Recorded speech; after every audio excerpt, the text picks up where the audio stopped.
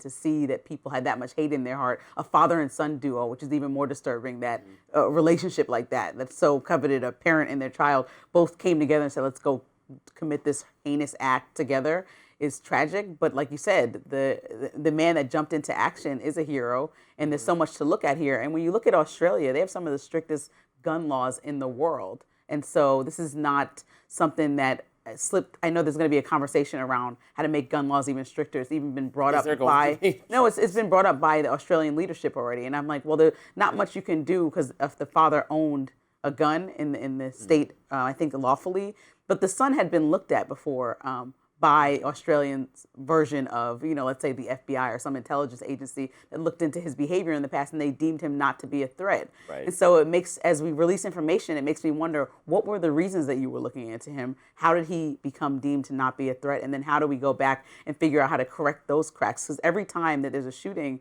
in the country, we look at how to take away the guns or change the laws in that regard, but we never look at how many steps they had to take to purchase the gun, or mental health, or anything else that goes with it. And I hope that this conversation doesn't just turn political, even though Australia, that's political. I mean, that's the way, I know that's the way Democrats and liberals are going to talk about this, as, how could gun laws be tweaked or adjusted to stop these kinds of things? Australia can do whatever it wants. I'm very skeptical that more additional laws on the books in the U.S. will do anything. We could enforce the laws we already have more vigorously, and that would deter crime. It wouldn't stop the kind of mass shooting events necessarily. But what many on the right are going to be discussing is, the elephant in the room, that this, as an example of Islamic extremism targeting Jewish people, something that is increasing,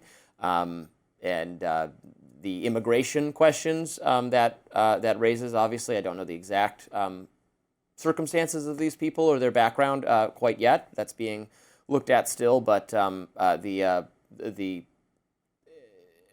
people of an extremist foreign religious idea coming to a country and perpetrating violence against Jewish people for that reason is something that many on the not just on the right, but many on the right consider to be the actual problem here, not guns.